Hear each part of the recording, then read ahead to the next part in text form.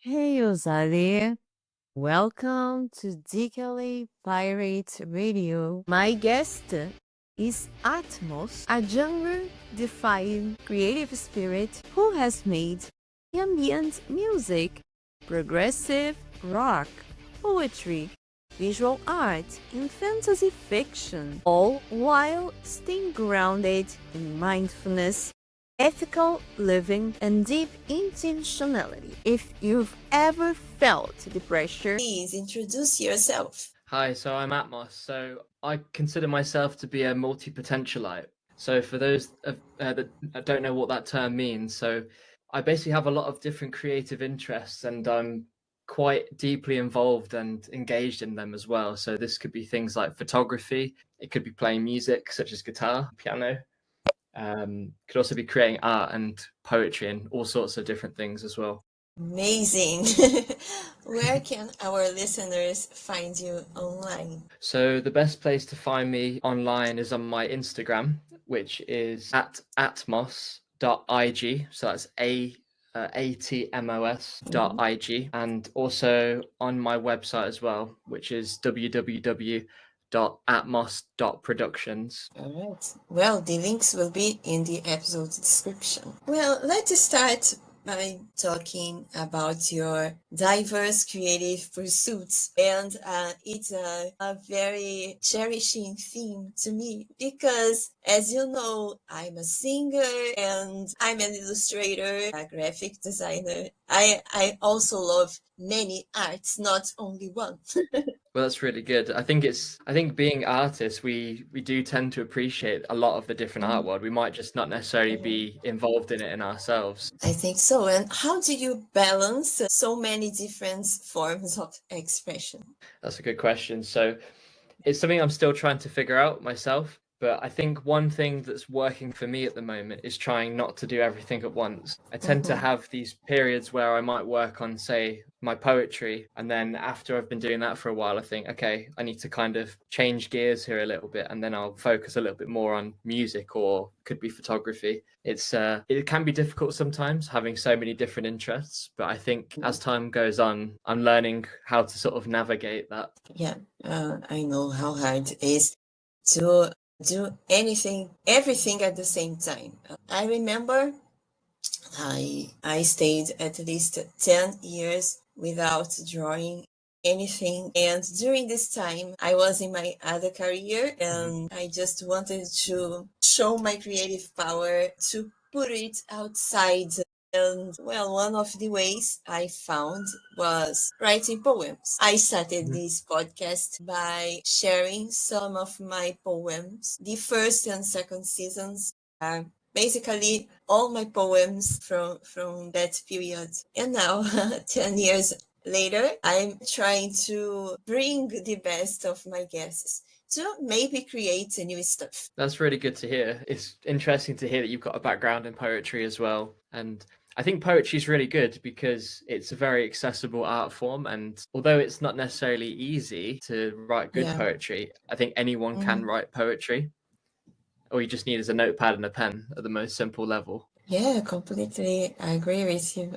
It's not so easy, but there is not only the technical aspect, there is also the heart, the emotional aspect in it. Many of my poems, they are like diaries, like I love journaling, and I do it for a long time since I was a child. So I always try to put this element of sharing my everyday life, not only in poems but also in my visual arts. When I draw, I always try to put a little piece of me in every single drawing, and they must tell a story. Yeah, I like that way of thinking about creating as a visual or a poetic diary in the case of what you talked about.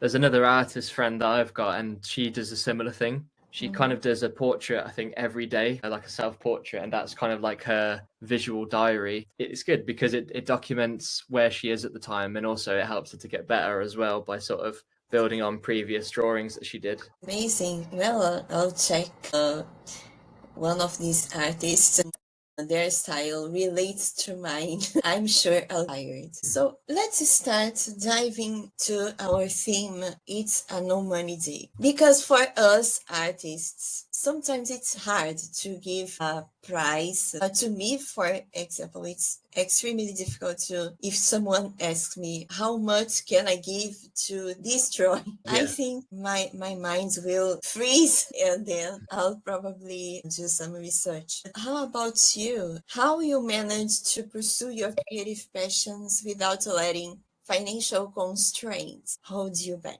Well, that's quite a loaded question. I try to sort of make that my main basis for like financial stuff at the moment, and while also pursuing my artistic stuff on the side, because I'm quite good at teaching and I've been doing it for quite a long time now in different settings. You know, I've taught in schools before on like small groups and one-to-one, but I'm just doing it privately at the moment, sort of having students come to my house to teach them guitar or piano, sometimes going to theirs as well, and teaching online as well. So I try to sort of balance focusing on that for the financial side, almost like the bread and butter, if you like, of what I do. And then on the side, it gives me a bit more time to focus on the creative stuff, like poetry or creating art.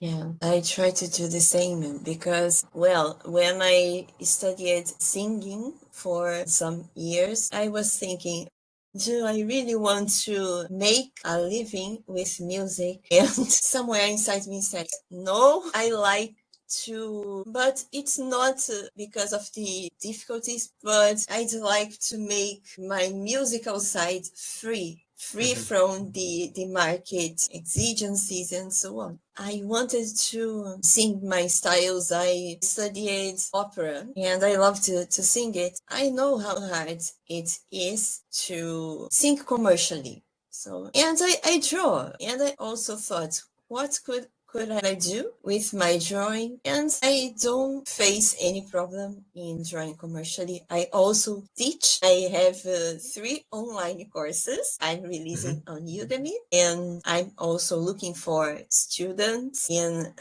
drawing classes. And I'm also a graphic designer. And to me, it's beautiful. I know it's tiring. It's really tiring, but I don't see any problem working with visual arts commercially. I just wanted to keep the music, both writing poems and songwriting and singing, totally free. I want to share on online karaoke and probably singing on social media. I stopped it for a while. Yeah, I completely relate with what you said. Yeah, it's interesting to hear that. And I've totally been through that sort of thought process myself, because I actually studied music as well. So I've got a degree in music. And when you, as I'm sure you can relate to, because you studied music, when you're studying a subject, like a creative subject in so much depth, you're exposed to so many different ways that you could go with it, like all the different pathways. And most of the pathways that I was sort of exposed to didn't really interest me that much in terms of a commercial, sort of financial pathway for music. Things like being a session musician for other people. I can understand why people do it, but it was never my thing. I've always been more about the creative side and doing it for myself first, and anything else is kind of a bonus. But with teaching, I find it's a little bit different because I can separate myself from it a little bit because I'm teaching other people and I can still do my own creative stuff on the side as well, rather than trying to merge them sort of exclusively. I really know what I wanted singing commercially. Yeah, that's good. Well, it's good that you made that realization. It takes a lot of us like quite a long time sometimes to realize what we really want, and sometimes it's important to think about those things so we know how we can move forward. So let's talk a little bit about mindfulness and simplicity. As a mindfulness practitioner and someone who visits Buddhist monasteries, how does your practice of mindfulness influence your approach to living simply and creatively? Sure. So one of the things that comes to mind straight away is trying to live a present, aware sort of life as much as possible. And I mean, a really simple example is when I drive my car now, it's very rare that I'll listen to music now. I'd rather actually just listen with it off and just sort of be so focused and concentrated on what I'm doing and sort of taking in everything that's going around me. And on a different note, if I'm out of my house, say if I'm just walking around somewhere, it's taking in all of the sounds and sights and, you know, the smells and everything that's going around, and sort of being able to appreciate those things rather than sort of blank them out, which is very easy to do, especially with the invention of headphones, which I see a lot of people doing. People just walking around and they're visually focused maybe on where they're going, but in terms of sound, they're not listening. They've sort of blocked out the sounds around them, so they're not being very present. Oh, okay. I do it too. I can't walk without my earphones and my favorite music because I'm an introvert and socially awkward. Me too. Yeah, you know how it's hard to sometimes walk in crowded places. And well, when I listen to my music, headphones, to me, everything becomes so beautiful and easy to face. And sometimes when I'm doing a long distance commuting, I draw something. Yeah, I can totally relate to that, especially with the large crowds, because that's how I used to be as well. I used to pretty much every time I went out, I would have my headphones with me if I was walking. But I think I've just kind of gotten used to different ways of living, I guess, over time. And it's not to say I will never do that again. It's just something that I do less frequently now. But one exception is if you mentioned about long commuting. If I'm going on a long drive somewhere that's maybe, say, a 3-hour drive, I need music to keep me sort of focused and on that kind of drive. So I usually listen to a couple of albums if I'm driving somewhere. Otherwise, the drive gets quite boring because of the roads. Yeah.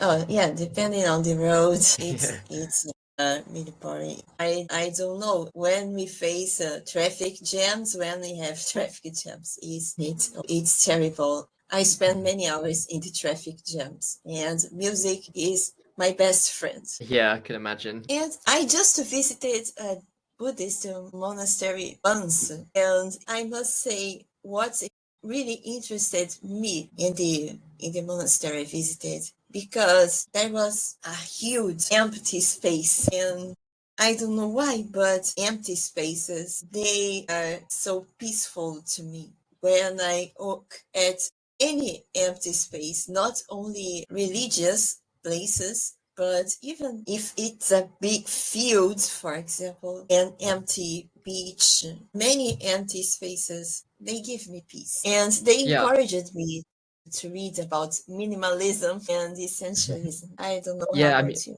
Well, I mean, yeah, what you was leading on to there with minimalism is exactly where my mind was going. And I think it's because a lot of people, I mean, I'm still living a slightly cluttered life, but it's very easy to build up collections of items that we don't need, and like fill as much space in our homes as we can. But I think having a cluttered space can lead to a cluttered mind, so it can make us feel a bit claustrophobic.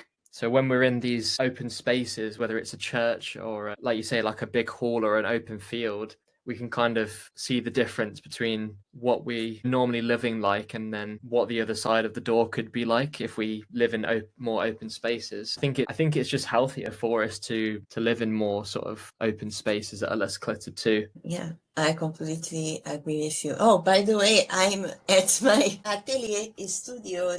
It's where I create. It's my working space.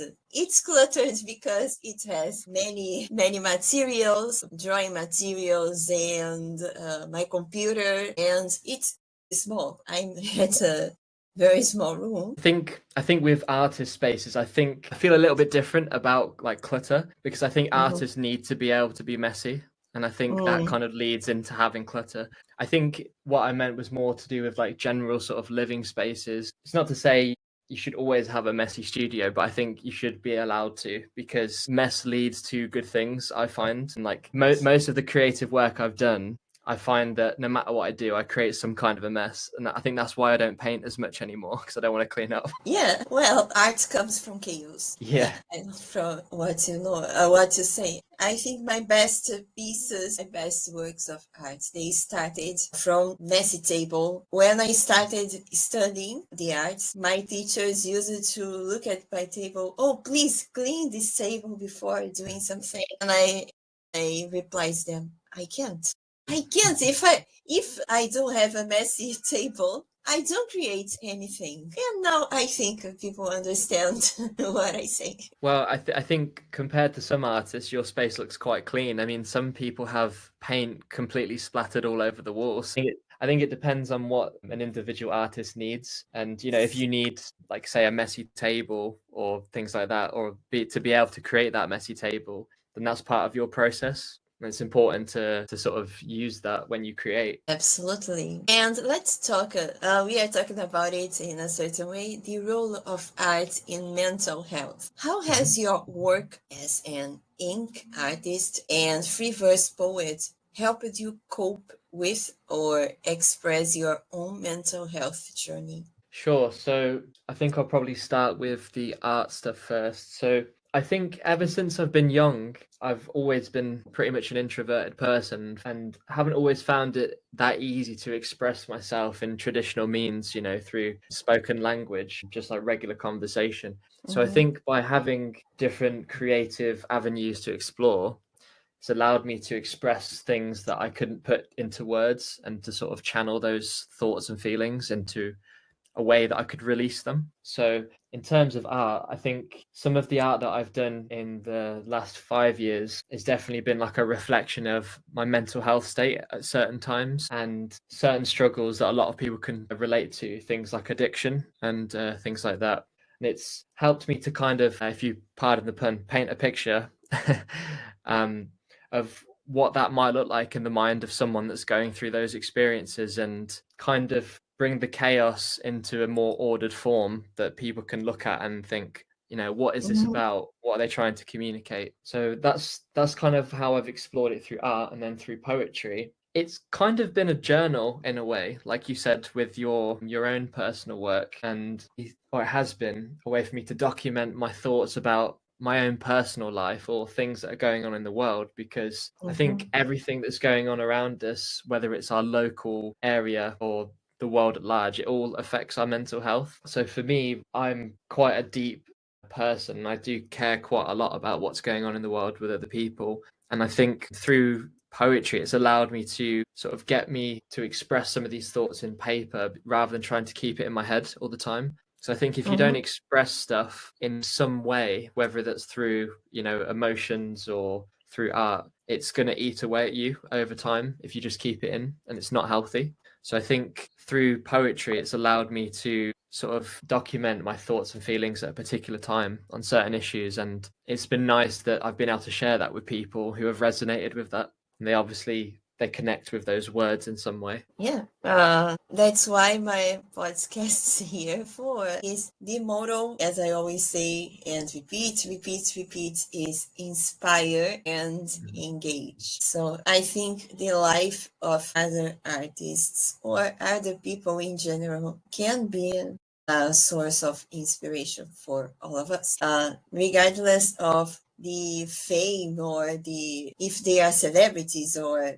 they are just common people. They can be inspiring for many of us. Absolutely. I mean, if you're in any creative circle, there's probably going to be someone that you like what they're doing, or you know, inspires you to maybe take a leaf out of their book and try or experiment with some of the things they're trying and see if you can do something that works for you from that. I've seen it all the time when I've been watching people perform. So if I've been to like quite big gigs with some bands, although I've been there to enjoy myself, because I'm a musician as well, I see what they're doing on stage and how they interact with the crowd. And I think that's really clever how they've done things. And I might take that away myself and put it into my own work at a later time, whether that's subconsciously or whether I'm doing it consciously. Yeah, well, I have many artists in music too who inspires me, and I don't know how about you, but the first thing I get attracted in every music I listen is the lyrical part. I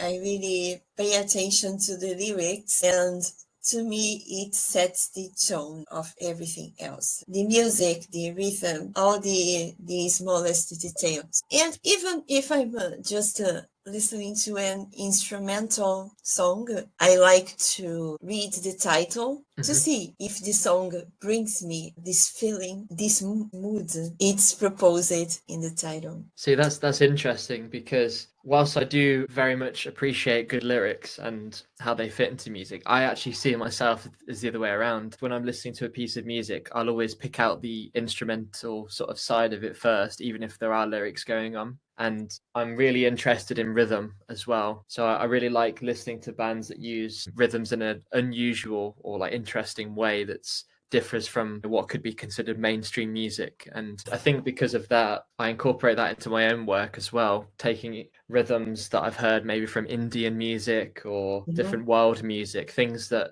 might not be as commonly heard here where I live. It sort of engages me on a deeper level because it's something that's unfamiliar. I like to listen to different instruments too.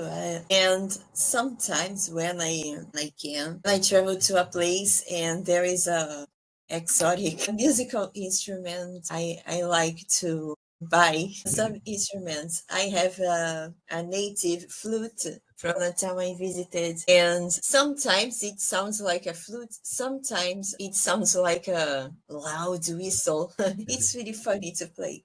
That sounds really cool. I'm the same about exotic instruments. One place that I was a bit gutted that I didn't get to actually visit was a music shop in Hungary when I visited. I think it's called Ethno-Music, and apparently it's one of the largest collections of different I guess exotic world instruments in one place. You could go in and, you know, buy them if you wanted to. So if you ever visit there, you might be interested in going there. Oh, nice.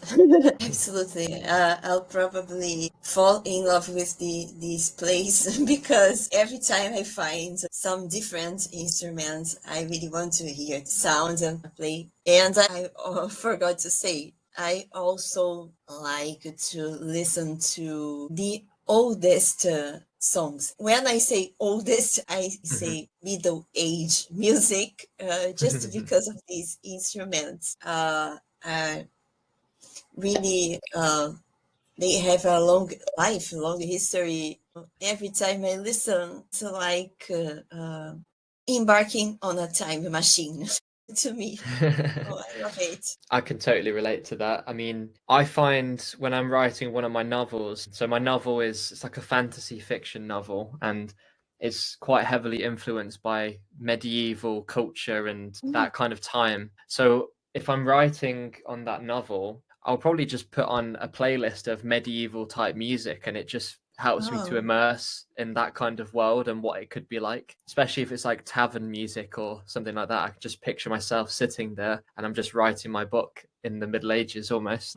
Both medieval and baroque are my favorite favorite time of music. It's the beginning of all contemporary music, and I love it so much. And let's continue talking about it. Creative inspiration. You just gave me one of the your sources of inspiration for your writing. And where else do you draw inspiration for your music and writing? So I think one thing that is quite inspirational for me, I guess this kind of comes back to the present awareness or mindfulness that we talked about earlier. If you're listening to, or if you're listening and watching and engaged with the world around you, there's lots of interesting things that are happening pretty much all of the time. So I've had it before when I've been listening to, I think one example might be a train moving or certain rhythms of driving where you drive over roads that are unsteady, and you can hear rhythms that are being created by doing that. And if it's something that I can make a note of, I might revisit that later and then actually try and play that rhythm on an actual instrument like drums, or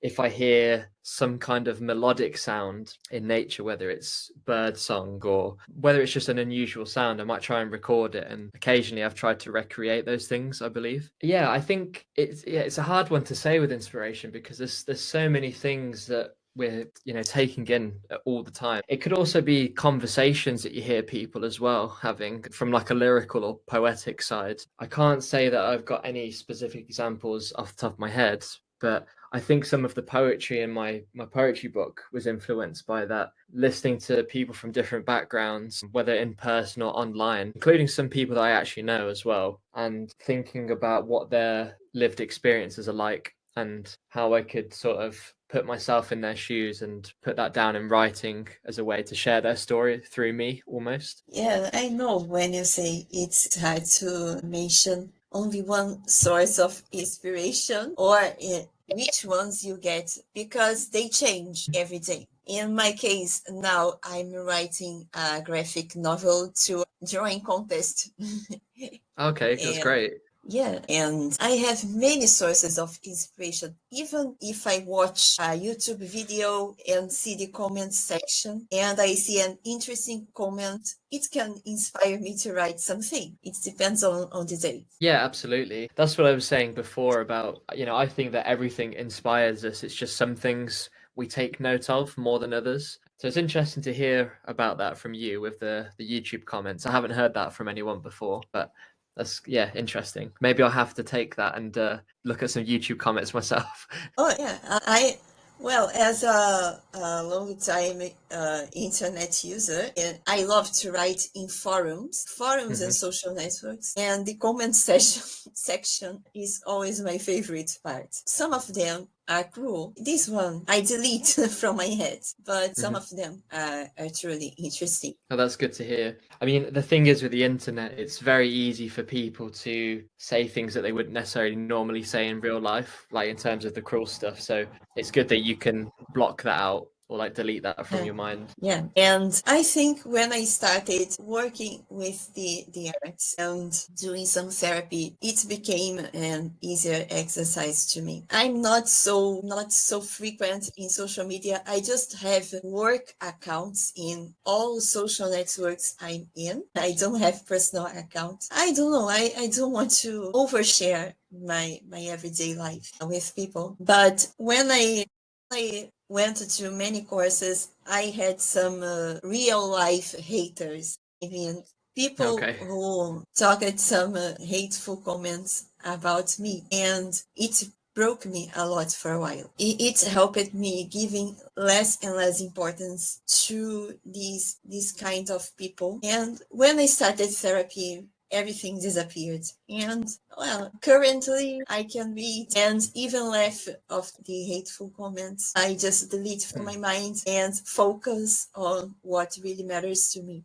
Life is too short to worry about this. Yeah, I totally agree. This is something I do have to keep reminding myself because I feel like a lot of values that we know are important, we can forget sometimes. Is the fact that when people speak to you or the way they treat you, it's a reflection of themselves and the way they are with their own personal lives. I feel like the people that are the most aggressive or cruel outwards, they must be really struggling inside to be like that because no happy person does that. So I think reminding ourselves of those things it can make it a little bit easier to shrug off comments like that. I think sometimes. What does your morning routine look like, and how does it motivate you for the day? So at one point, my morning routine was quite, I don't know the right word here. So it was quite productive. At the moment, it's a little bit chaotic, to be honest. I've fallen out of a bit of a routine in the morning. So I think one of the things that I do in the morning that I can't go without is to have a cup of tea. That's kind of like a non-negotiable for me, shining a light on my Britishness there. I think recently, because we've had a lot of nice weather here in the UK, I like to spend a little bit of time outside in the morning because I might not get that much time to do that later in the day. So I think it's nice to take advantage of that while I can. Yeah, so usually involves a couple of things like that. I like to spend a little bit of time with the animals at the house as well, especially my cat, because I'm a massive animal lover. So I think Mhm. I think it's quite kind and like nice to be around animals. It's I think animals are good for the soul as well, and I think although they can't communicate on the same level as us through speech, they can communicate with us still. So I think it's nice to be around animals because you can have conversations with them almost in a way without speaking. I mean, there's some of the main things really. Other things that happen are kind of depend on the day really. But one thing I do miss is getting up quite early in the day. I found having quite an early start in the day before was quite productive for me. And I find that it's a lot more peaceful in the morning, waking up at, say, 5 o'clock in the morning, because the world's still asleep, or a lot of the world's still asleep. So that's something I'm meaning to get back to at some point soon. I love to listen to guests who love animals, because I had a little dog and I loved her. Unfortunately, she passed away some years ago. Okay, that's a shame. She was 14 years old. So I know dogs have a shorter life than us. But oh, how I miss her. And how I miss having a pet. Unfortunately, I can't have a pet right now. But, well, when I can, I will certainly adopt another dog. I really miss the moments I had, for example, while drawing, and she was right near me, looking at what I was doing and asking me for some belly rubs. That kind of reminds me of my cat sometimes. So in the space that I work, in the last few months, he started coming through the door now and just kind of looking for me. So we've got this routine now where I'll bring this big cushion in to where I sit on my office chair. And because I know that he wants to jump up and sort of sit while I'm working, I'll just put that cushion on my lap, and then he'll jump up and he'll sort of just lie down while I'm working on my laptop for a while, which has been quite nice. Yeah, I really wanted to know how the animal head works sometimes. Sometimes we can understand them, or I think they can understand us humans, but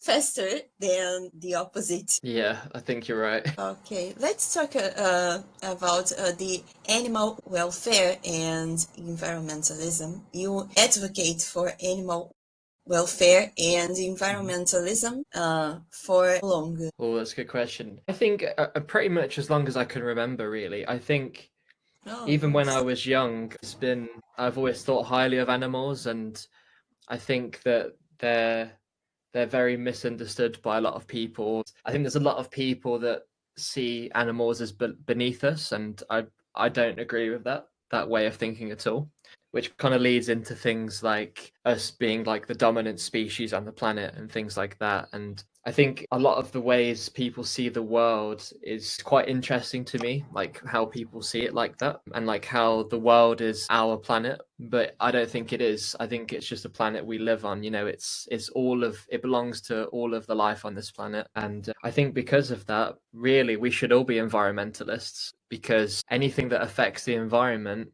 even if it's somewhere else in the world, because the world is so interconnected with its different systems, it's going to have a knock-on effect somewhere else in the world. And if enough of those things happen, then it's going to be a direct problem that we actually experience ourselves. We shouldn't wait for it to get to that point before we do something about it, because it's the only home we've got and we should look after it. I completely agree. We only live once, and the planet, I think so too. It doesn't have many lives. Well, as you know, you probably see on my page, I'm a Brazilian, and this year has been tough, the Center-West region, because we are facing a drought. It's winter and it's really hot for a winter, even at a tropical country as we live. And unfortunately, many animals are suffering from this drought, like alligators and cheetah and deer. When I saw the images, it really shocked me, because they can't escape from the fire. They are just there. But, well, I'm glad to see some people helping them to walk, and even doing some treatments. There is a group of veterinarians and biologists helping these animals. And, well, I don't think they are beneath us. I think we can share the planet in a really rational way. I just don't know how, but we can share. Yeah, well, that's good to hear. Like, kind of following on from that, I mean, especially with things from like the insect kingdom, and like leading to us, like we actually depend on each other, really.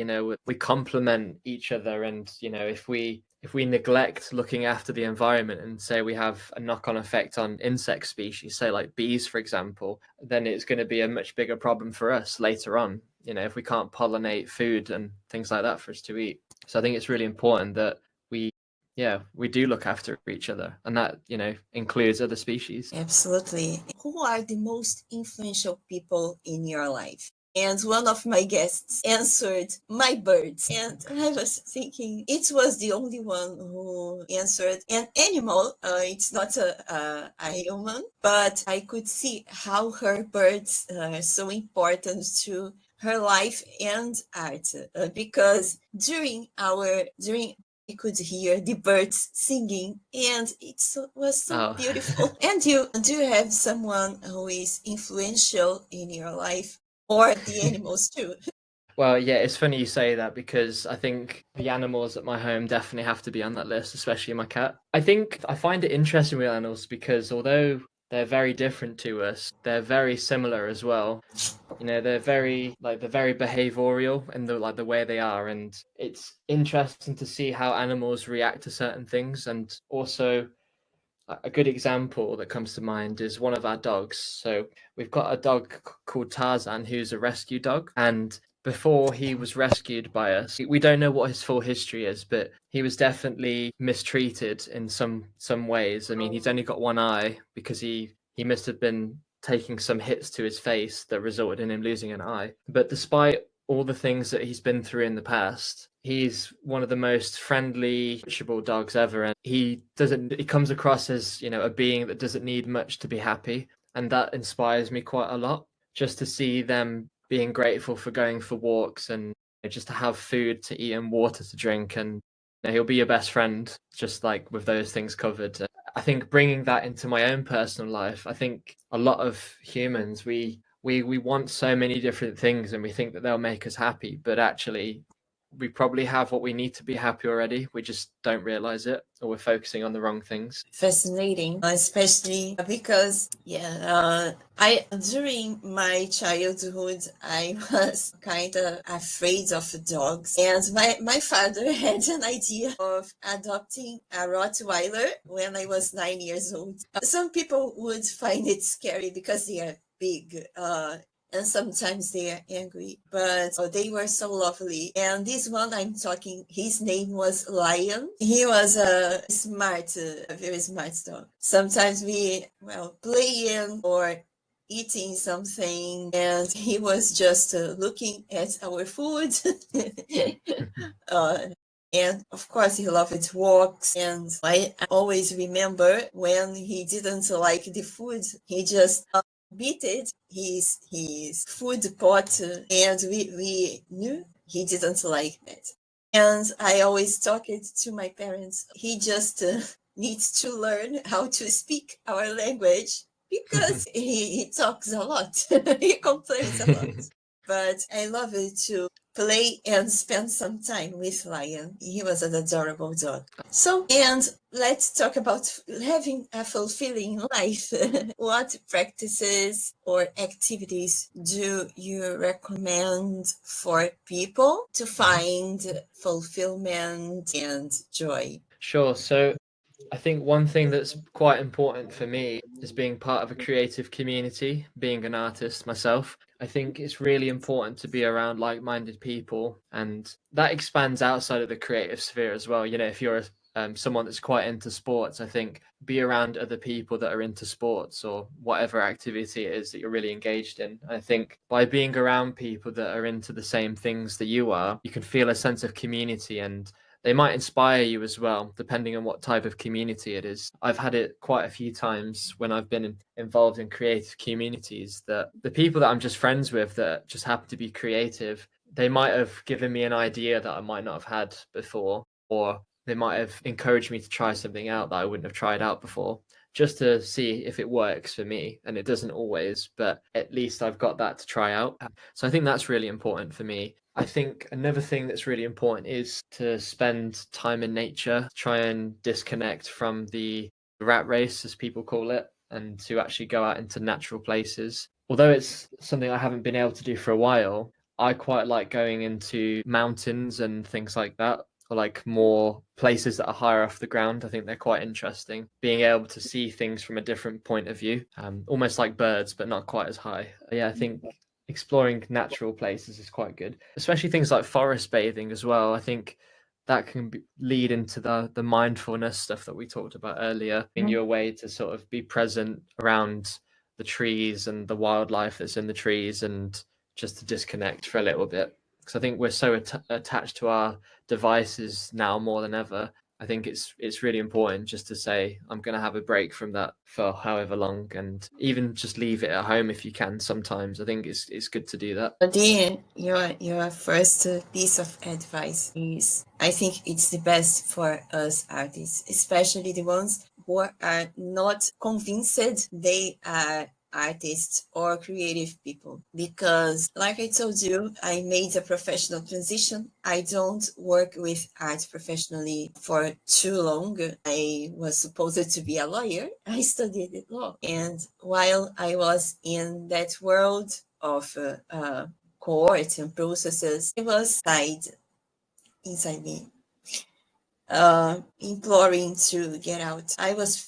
Sometimes I was feeling like a fish out of water, and all those people were so vain, and I had to follow rules and write inside that strict rule. It was making me really unhappy to be inside a cage. I was feeling caged while doing this, and I really wanted to just let my artistic side shine. And when I started doing the singing classes and meeting like-minded people, I finally found myself in my place.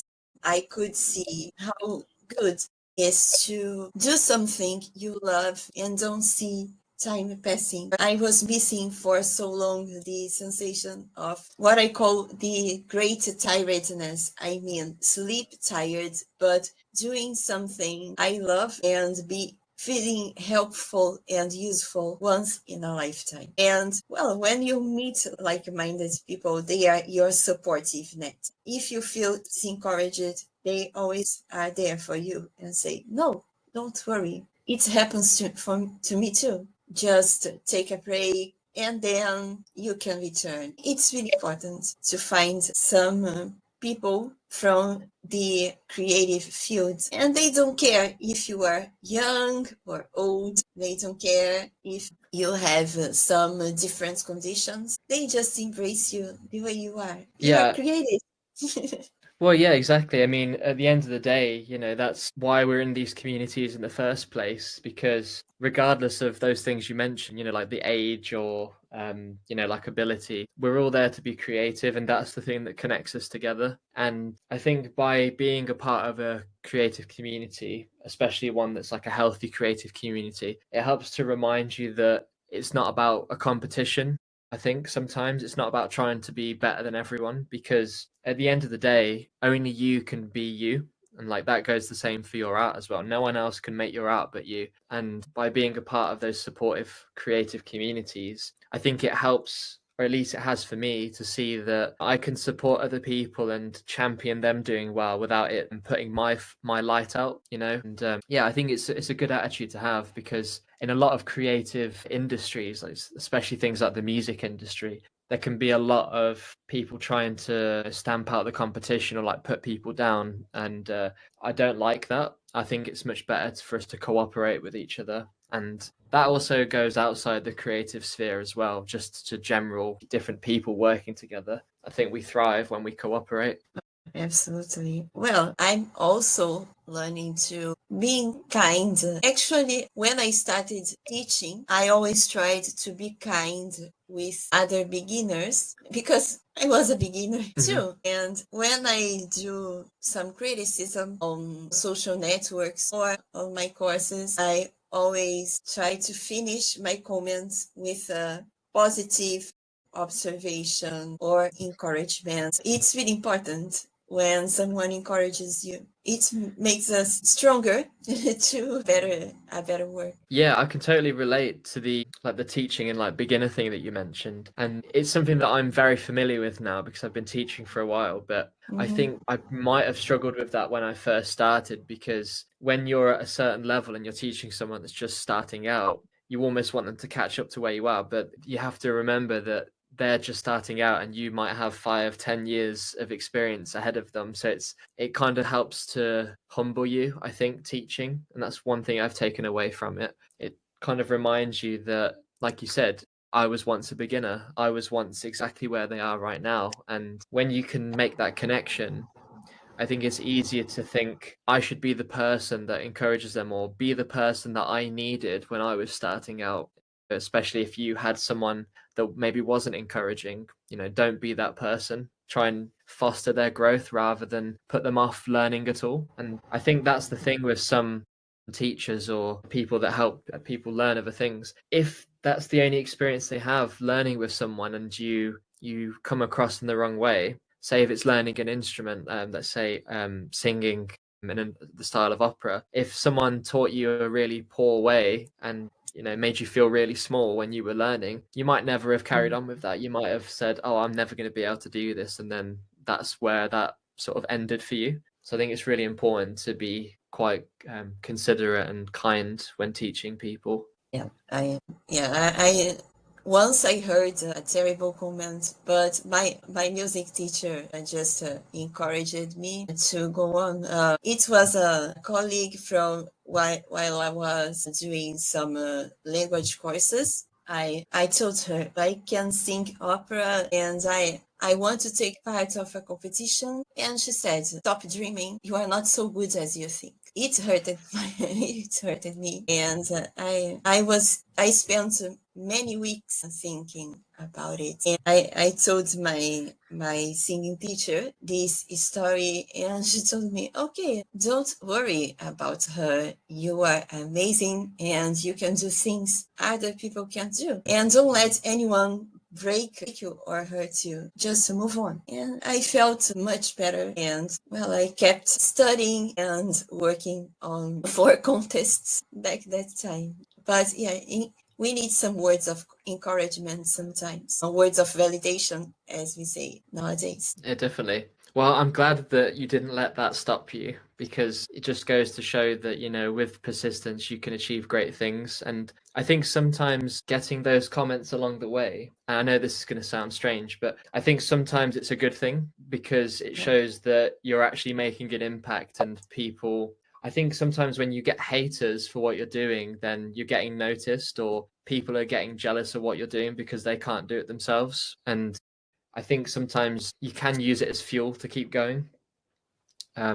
Obviously, it'd be nice just to get positive encouragement all the time, but no matter what it is you do, some people are not going to like what you do, and some people will. And I think it's important to take both sides of that. And as long as you don't let the bad side stop you, then I think you can do great things. Yeah, and I have this is one of my answers to these complaints, because 2 years after hearing this, I had the idea of starting a podcast. I wanted to bring my creative side to a place, and I had no idea it would reach more than 30,000 plays spread it around the world. I had no idea. Well, congrats. It's just a product of hard work. Yeah. So let's talk about your mental health and well-being. Mental health is a significant part of your advocacy. What advice would you give to someone looking to maintain their mental well-being in a society that often equates happiness with financial success? Well, I think one thing that comes to mind so far is really questioning what drives you and what is your authentic self.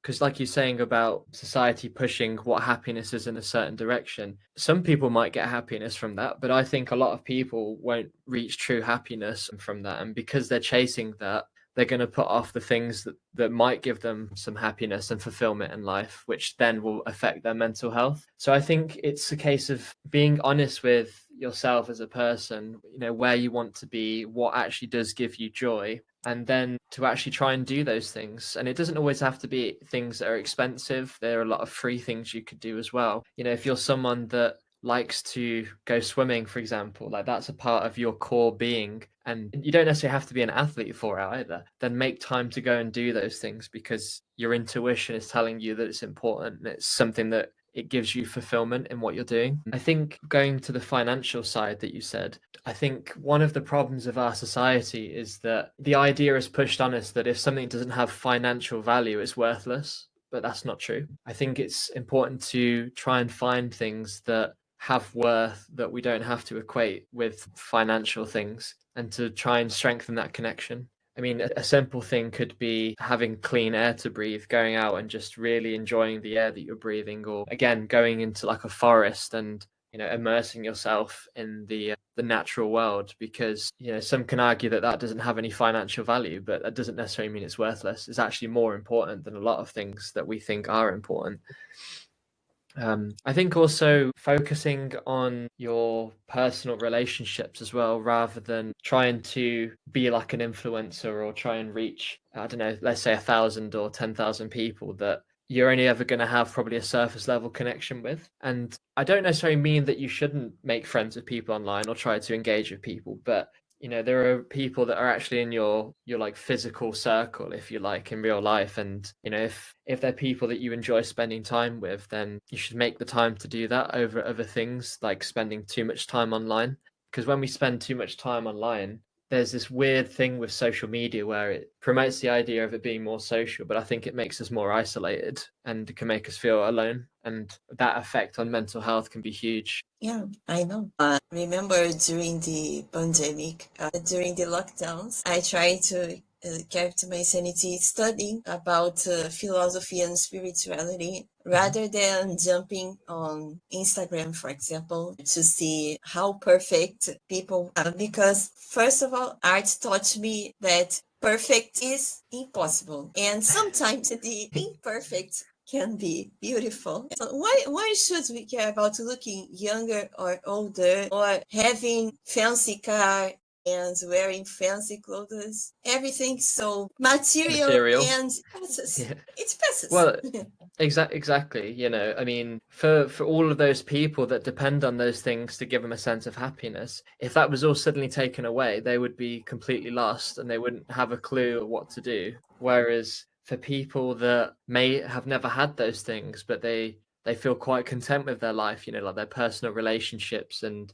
non-material things, having those things wouldn't necessarily make them happier, because they've already got what they feel is important to them. I completely agree with you. It doesn't make these people happy. And like I said in another episode, I always say to people, don't believe in everything you see. Mm-hmm. Some of these things are completely false. And before we open the lightning round, it's the last part of our episode. I have a last question about your future projects. Can you share any upcoming project or goal you have that align with living a mindful and creative life without a strong focus on money? Yeah, okay. So I think one of the things I'm working on at the moment that it falls quite nicely into mindfulness is the photography work that I'm doing. So I find photography is a very good way to be in the present moment, because when you walk around with a camera and you're trying to capture certain things that you have in front of you,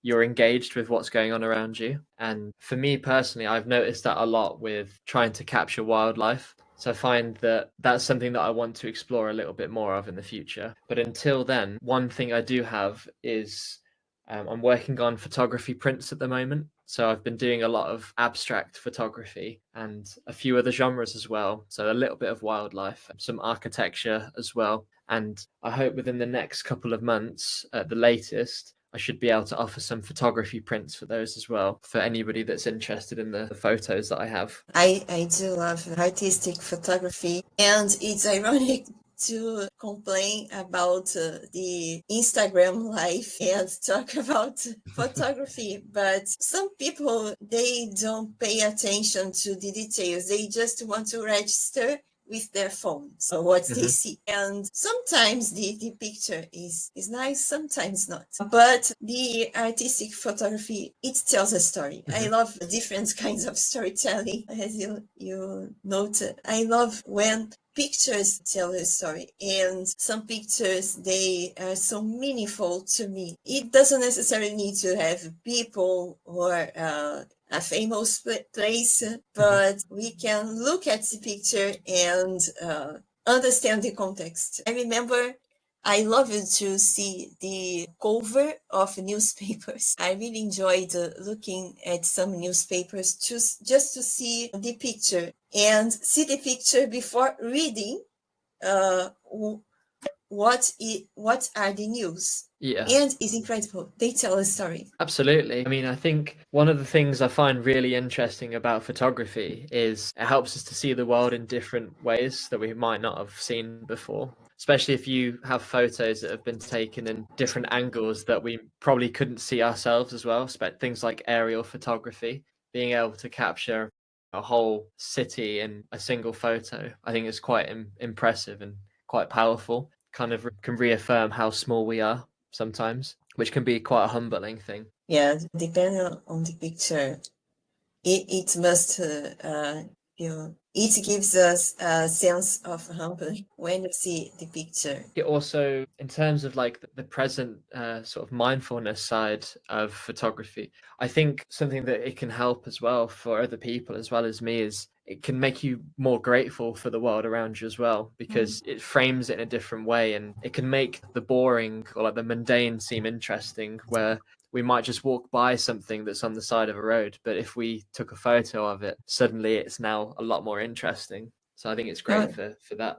Yeah, and well, I think it's completely different from an AI generated picture. I'm not Definitely. an enemy of AI art. I sometimes get some pictures to help me drawing references, but we can see it doesn't have any emotion. It doesn't tell a story. We just write a story and voila, there is the picture. It's just like this. Yeah, I think we'd need another hour for my thoughts on AI. Yeah, I think it depends with AI. I don't think AI is inherently bad. I just think it's the application of it that's dangerous, especially in the world of art. Especially now that some AI art is actually winning competitions as well. I think it's quite a scary time for Yeah. some artists. We must use wisely, as Exactly. always. With great power comes great responsibility. So before we open our lightning round, let's do a small recap. Today, we explored how you integrate your creative passions with a mindful and resourceful lifestyle. From your advocacy for animal welfare and mental health to your artistic endeavors, especially in music, poetry, photography. You showed us that fulfilling life doesn't require a focus on money. Okay, it's important, but it's not everything. Yeah, definitely. And let's finish this episode with some questions. During this lightning round, the questions are quick, but the answers are not necessarily quick. You Okay.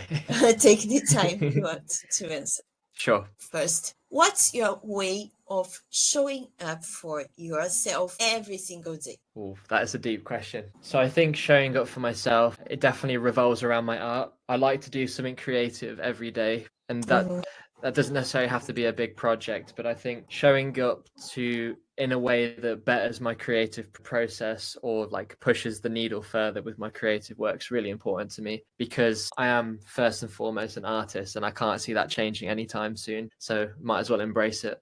Right. What's your favorite no-cost activity? I think being in nature is probably that one. So I like being in different nature spaces, whether that's forests or being in like a mountain sort of range of some kind. And is there a book that has profoundly influenced your life? Yes, so there's been quite a few, but I think one that's had a massive impact is called Happiness by Mathieu Ricard. Do you know the book? Yeah, I think it's the second it's the second guest who talks about this book, Happiness.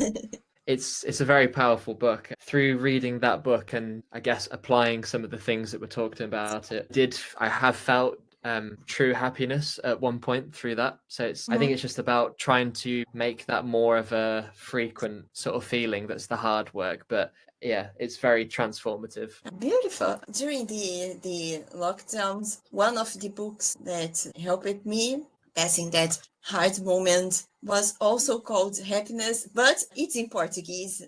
The name is happiness. Happiness in Portuguese is felicidade. So I completely changed my views on happiness after reading this book. I think I had a more mature point of view on happiness instead of that, I don't know, fairy tale like view of living happily or happily ever after or so on. That's good. It sounds very grounding. What advice would you give to your younger self? What you think might be making you happy might not actually, and it might be causing you more harm than good. I guess that kind of sums it up. I think I got it. You doesn't necessarily, your views on happiness really changed through time. Yeah. In my case too. And I think I don't tell too much my guests what would I say to my younger self, but don't believe them. You are good the way you are. Yeah, I can resonate with that as well. If your life could take a radical turn, what would that be? So I think for me, that would be being able to work on my art full time. I think, and that is something I'm kind of working towards, but obviously there's no guarantees with anybody. But I think being able to put all of my time and effort into something that I'm truly passionate about, I think it'd be life changing, and I feel like it would allow me to make probably some of the best work that's yet to come as well, because I've got that freedom to explore without worrying about, you know, like the financial side of life and things like that. Great. Well, I can't I forget of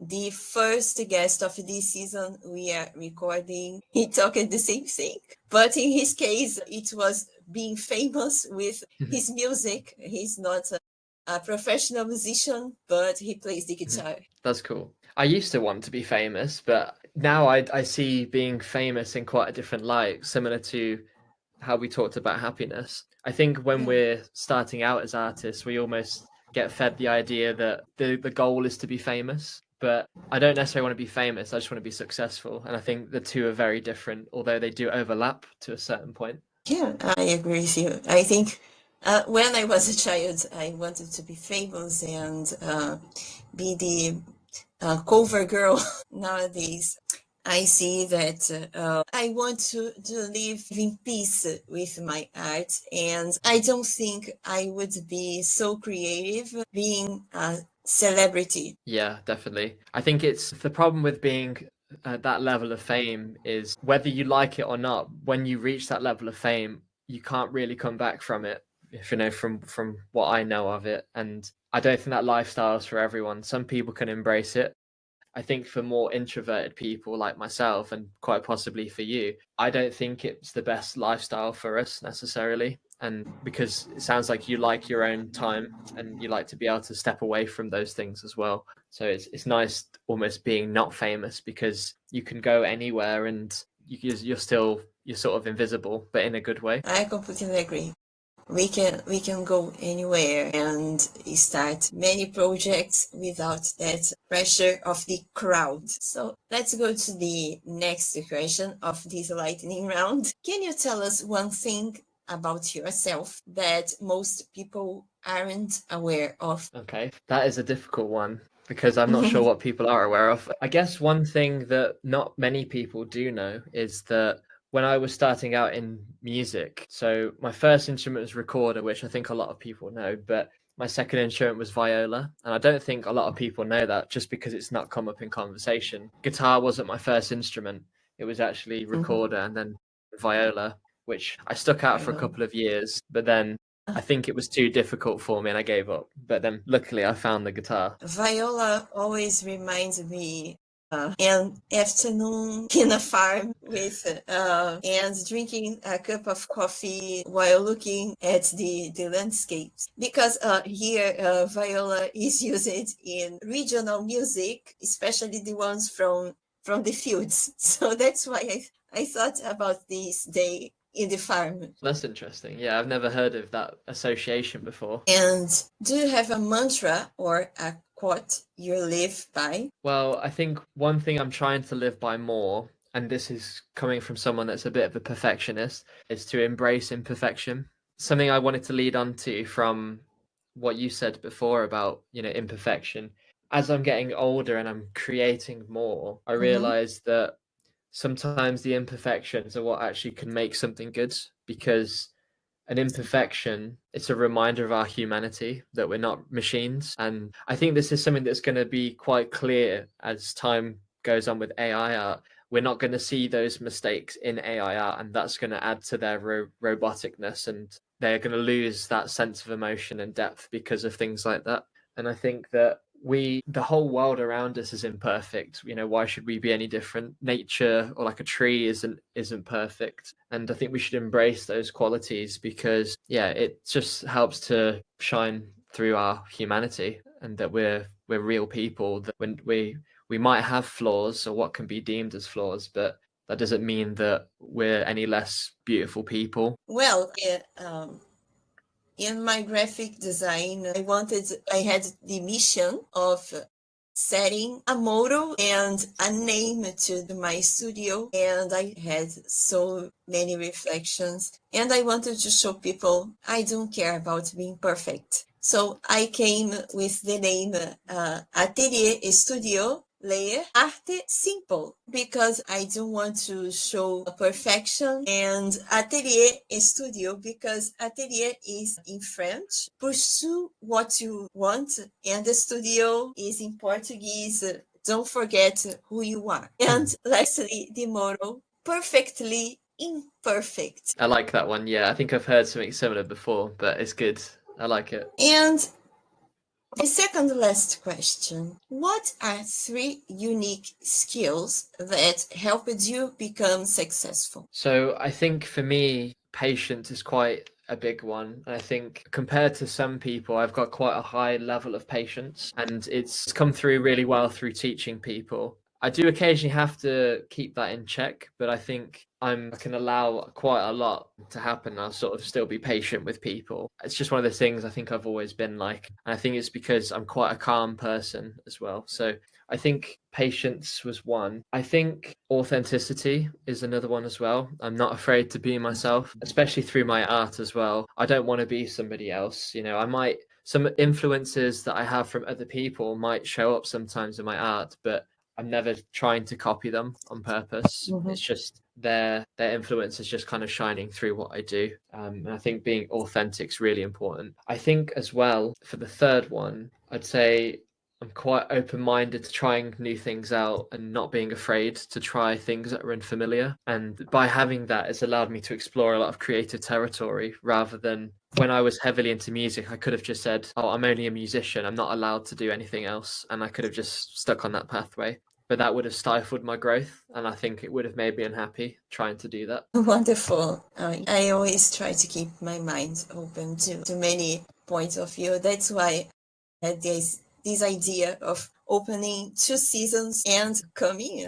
It's not limited to listen to people from any fields of work. I don't give limits, and I learned it a lot from many people around the world. I think one of the first conclusions I came is we are all humans, regardless where we come. We feel the same, we cry the same. The difference we have are just cultural, but we are so much more than just where we come and how we look like. We are complex beings, and that's the beauty of the world. Yeah, definitely. I mean, we're kind of like an onion, aren't we? We have lots of layers, and we have the surface layers that people can see, and then you could argue it goes all the way down to the spiritual side and everything that's sort of in between that not everyone can see. Absolutely. And let's go to our last question. Do you have one piece of advice for aspiring artists? So I think one thing that comes to mind for new artists is do the work. Don't worry about it. I sort of, just to add on to that, I think one thing that really helped me through a person called Mike Monday, who's a music producer, is sort of following on from what I said. So the important thing about creating is to actually do the work and not try and edit it while you're doing it, or like try to overthink it. And his sort of idea is that you can separate the creator and the editor from each other. So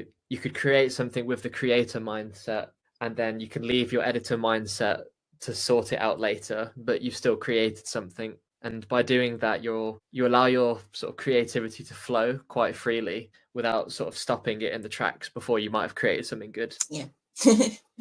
I completely relate to that. Thank you, Atmos, for joining this podcast with creativity. And I see, just like me, much love for the arts. I love to talk with other artists because we understand how art is part of us, is more than part of our life, is part of us. No one can take it from us. Yeah, exactly. I think it's such a powerful thing that is kind of innate, I think, to most humans, if not all, and it brings us together in so many ways, culturally, socially, and spiritually as well. And I don't see it going away anytime soon. And I think we can use it to promote better change in the world, which is part of what my mission is. And I'm glad that I have the opportunity to do that. So yeah, I just wanted to say thank you very much for having me as well. It's been a really interesting conversation. Likewise. And the bonus question is, DKLA's doors are always open to you. Would you come back one day if you could? Yeah, sure, why not? I'm always up for more podcasts. I'm getting into them a lot recently, and it will be interesting to see how things might have changed since our first conversation, for both of us, see where we might be at different places in time. Amazing. So the invitation is done. I'm always happy to have returning guests. And of course, we had a great time. Thank you so much. And I wish you the best in your future endeavors. And as I always say, here is a place to inspire and engage. And I think we made it in this episode. I think so. Thank you again for having me. I really appreciate it. I'll be honest, there's something wildly radical about choosing joy over profit. Thank you to Atmos for reminding us that you don't need $1 to be rich in soul, and you don't need a brand deal to make meaningful art. So the next time you are asked what you do for money, maybe try answering, I breathe, I create, I exist beautifully, and that's enough. This is Leah, your DKLA pirate in pearls, signing off with calm hands, ink-stained dreams, and no price tag attached. Until next time, la beauté n'a pas de prix. See you, like me.